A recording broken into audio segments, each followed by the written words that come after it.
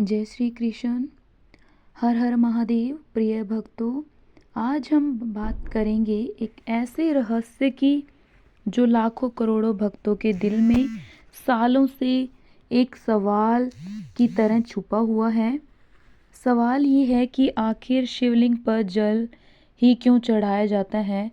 क्या सिर्फ आस्था की वजह है या इसके पीछे कोई गहरा वैज्ञानिक कारण है? चलिए दोस्तों, शुरू करते हैं वीडियो। आध्यात्मिक और तात्विक कारण छिपा हुआ है। आज इस वीडियो में हम जानेंगे शिवलिंग का असली अर्थ क्या है, शिवलिंग की उत्पत्ति कैसे हुई, शिवलिंग पर जल क्यों चढ़ाते हैं, इसके पीछे छुपे वैज्ञानिक कारण क्या हैं, आध्यात्मिक महत्व और रहस्य क्या है, और वो कहानियाँ जिन्होंने इस परंपरा को जन्म दिया। तो चलिए शुरू करते हैं एक अनोखी यात्रा शिव की ओर, शिव तत्व की ओर। शिवलिंग का असली अर्थ क्या है?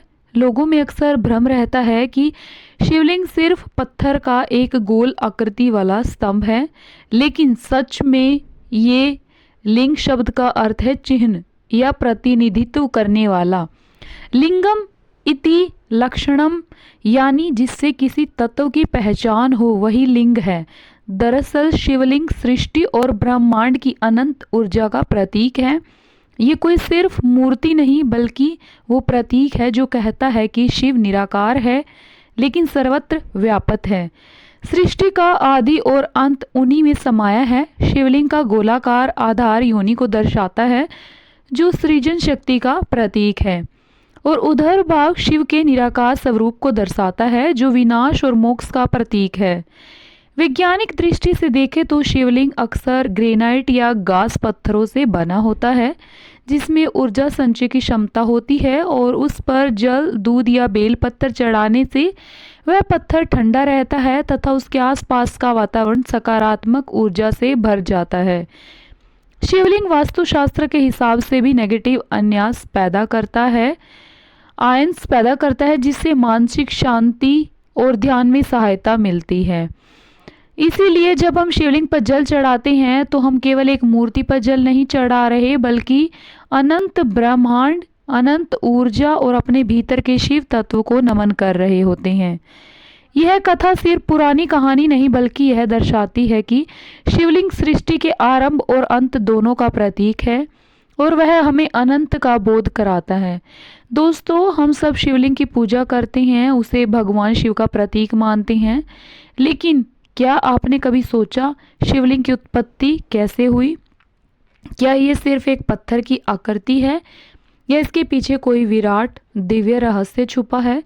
आज हम जानेंगे वो कथा जिसके कारण शिवलिंग की स्थापना हुई और जिसे पुराणों में अनंत ब्रह्मा का प्रतीक कहा गया।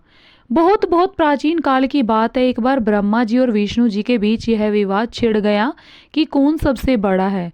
ब्रह्मा जी बोले कि मैं सृष्टि करता हूँ, सब कुछ मुझसे उत्पन्न हुआ है, इसीलिए मैं ही सबसे महान हूँ। विष्णु जी बोले कि नहीं, मैं पालन करता हूँ, बिना मेरे पालन के सृष्टि चल ही नहीं सकती, इसीलिए मैं बड़ा हूँ। तब अचानक वहाँ एक विशाल अग्निमय स्तंभ प्रकट हुआ, जो इतना ऊंचा था कि उसकी ना तो ऊंचाई दिख रही थी और ना ही गहराई।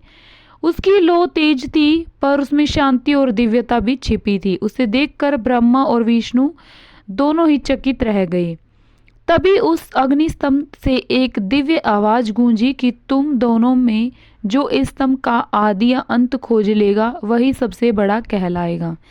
फिर विष्णु जी वराह रूप धारण कर उस स्तंभ की जड़ खोजने के लिए पाताल की ओर चले गए, और ब्रह्मा जी हंस रूप में स्तंभ के शिखर की ओर चल पड़े। दोनों अनंत काल तक चलते रहे, पर ना कोई आदि मिला, ना कोई अंत। विष्णु जी थक कर लौट आए और स्वीकार किया कि मैं इसका आदि नहीं खोज पाया। यह स्तंभ अनंत है और शिव ही परम है, पर ब्रह्मा जी ने झूठ कह दिया कि मैंने स्तंभ का शिखर देख लिया है और केतकी के फूल को साक्षी बना लिया। तभी उस अग्निस्तंभ के बीच से भगवान शिव प्रकट हुए। उनका तेज ऐसा था कि ब्रह्मा और विष्णु की आंखें झुक गईं।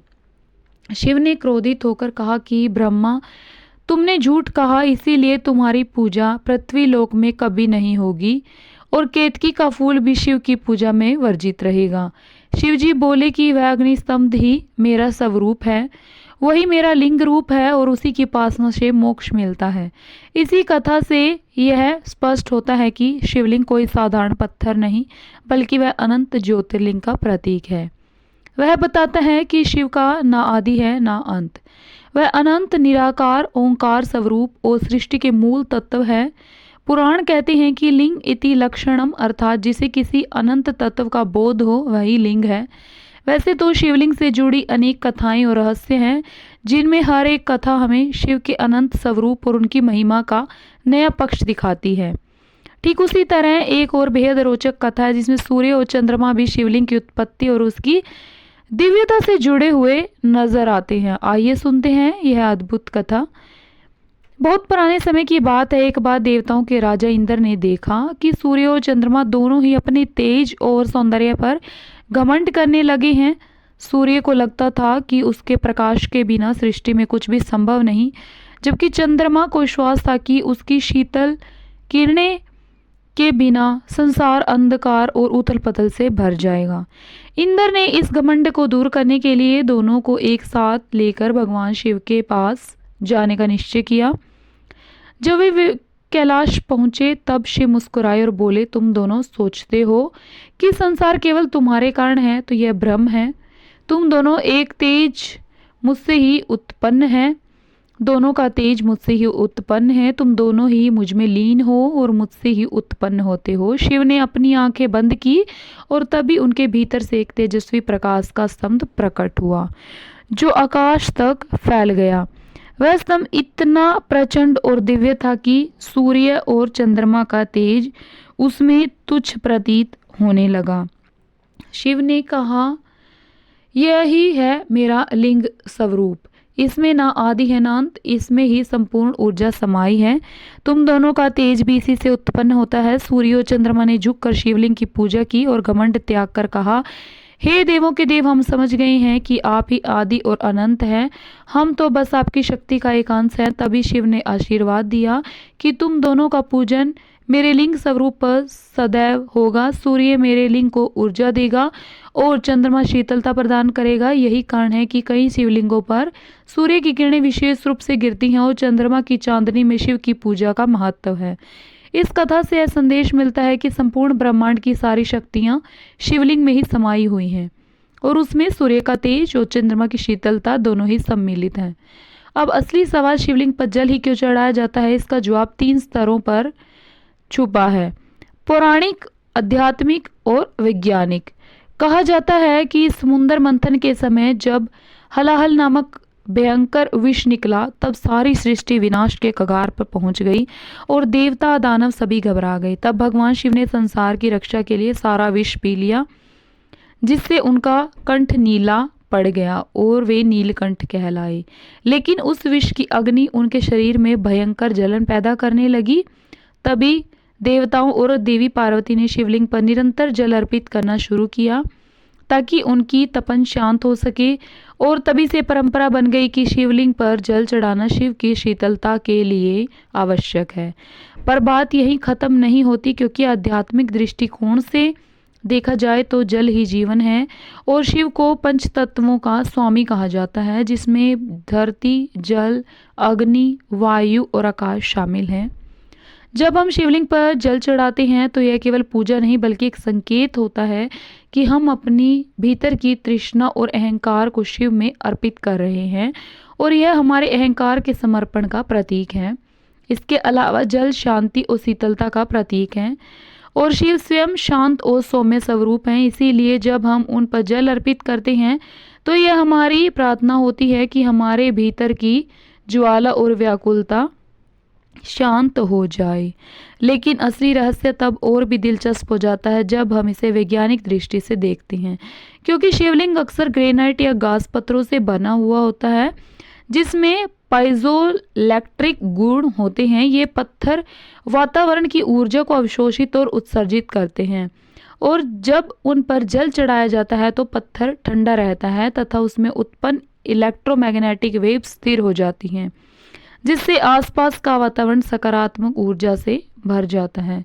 यही नहीं, मंदिरों का वास्तुशास्त्र भी ऐसा बनाया जाता है कि जहाँ शिवलिंग स्थापित होता है वहाँ का क्षेत्र नेगेटिव आयन से भरपूर रहता है, और जब हम शिवलिंग पर जल चढ़ाते हैं तो ये आयंस को और अधिक सक्रिय होकर तनाव, डिप्रेशन और माइग्रेन जैसी समस्याओं को कम करने में मदद करती हैं।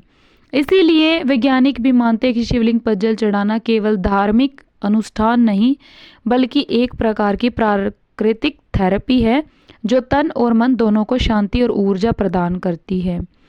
अब सवाल आता है कि केवल जल ही क्यों नहीं बल्कि बेलपत्र, दूध, शहद और धतूरा भी शिवलिंग पर क्यों चढ़ाया जाता है? दरअसल इसके पीछे गहरे धार्मिक और वैज्ञानिक कारण छिपे हैं। दूध शिवलिंग को शीतलता प्रदान करता है और शुद्धता का प्रतीक माना जाता है। बेलपत्र की 3 पत्तियां त्रिदेवों का प्रतीक हैं और इसमें औषधीय गुण भी भरपूर होते हैं जिसमें वातावरण शुद्ध और मन शांत होता है। धतूरा अपने आप में विष है, लेकिन इसे शिव को अर्पित करने का अर्थ है कि हम अपने भीतर के विष, विकार और नकारात्मकता को शिव को सौंप रहे हैं ताकि वह उनका दमन कर सके।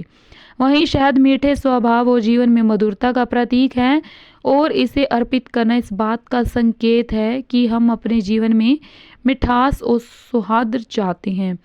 ये सारी चीज़ें सिर्फ प्रतीक नहीं बल्कि औषधीय और मानसिक रूप से भी बेहद लाभकारी हैं, क्योंकि इनमें प्राकृतिक गुण होते हैं जो शरीर और मन दोनों को सकारात्मक ऊर्जा और शांति प्रदान करते हैं। लोग अक्सर पूछते हैं कि क्या शिवलिंग पर जल चढ़ाने की कोई विशेष विधि होती है, और इसका उत्तर है हाँ, होती है, क्योंकि शिवलिंग पर जल अर्पित करना केवल एक धार्मिक परंपरा नहीं बल्कि एक गहरा आध्यात्मिक अभ्यास भी है जिसके पीछे शास्त्रों के कई नियम और संकेत छिपे हुए हैं।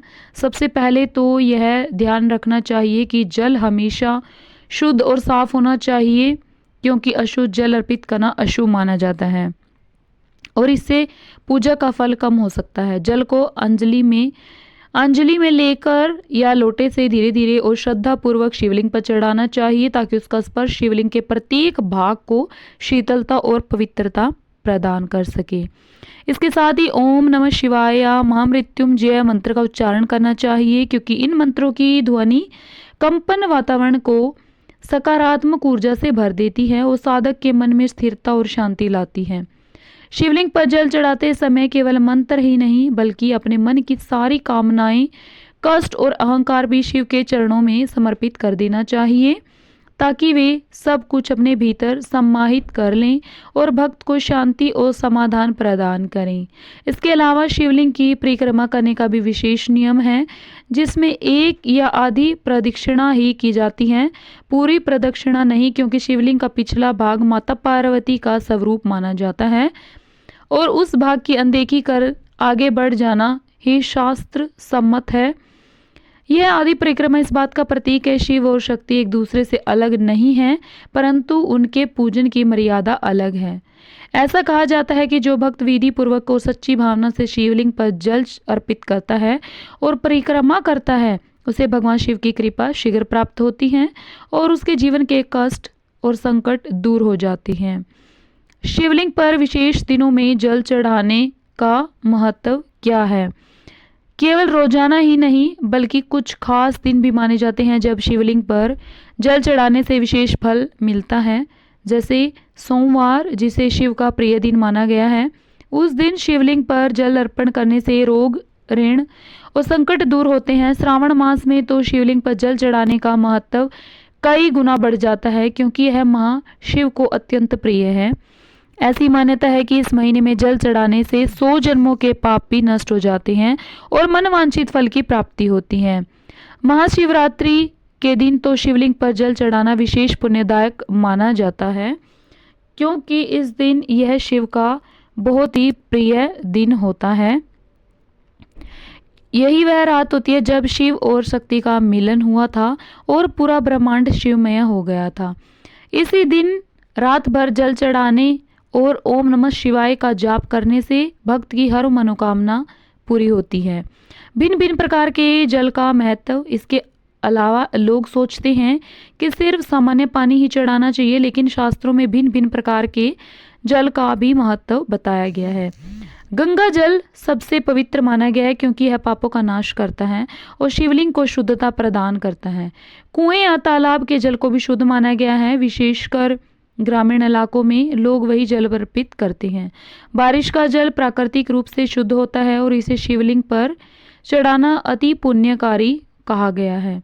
जल अर्पण के साथ संकल्प का महत्व, एक और खास बात जो कम लोग जानते हैं वह है संकल्प का महत्व। शास्त्रों के अनुसार जब भी शिवलिंग पर जल चढ़ाया जाए तो कोई ना कोई संकल्प अवश्य लिया जाना चाहिए, जैसे हे भोलेनाथ, इस जलार्पण के माध्यम से मैं अपने पापों का प्रायश्चित करता हूँ, या हे शिव, मेरी इस कठिनाई को दूर कर दीजिए। ऐसा करने से पूजा का फल कई गुना बढ़ जाता है, क्योंकि शिव सिर्फ भक्ति ही नहीं बल्कि सच्चे मन की भावना को भी स्वीकार करते हैं। शिवलिंग पर ध्वनि का प्रभाव, और एक बेहद रोचक तथ्य यह है कि जब शिवलिंग पर जल गिरता है तो वह एक विशेष कंपन उत्पन्न करता है। वैज्ञानिकों ने सिद्ध किया है कि इस कंपन से आसपास का वातावरण शांत होता है और मनुष्य के मस्तिष्क में अल्फा वेव्स उत्पन्न होती हैं, जिससे मानसिक तनाव और चिंता कम होती है। यही कारण है कि जब मंदिरों में लगातार जल धारा शिवलिंग पर गिरती रहती है तो वह न केवल धार्मिक दृष्टि से बल्कि मानसिक स्वास्थ्य के लिए भी बेहद लाभकारी होती है। तो दोस्तों, ये था रहस्य शिवलिंग पर जल चढ़ाने का वैज्ञानिक और आध्यात्मिक कारण। उम्मीद है कि आज की ये जानकारी आपको बहुत पसंद आई होगी। अगर आपको ये वीडियो अच्छी लगी हो तो लाइक करें, शेयर करें और कमेंट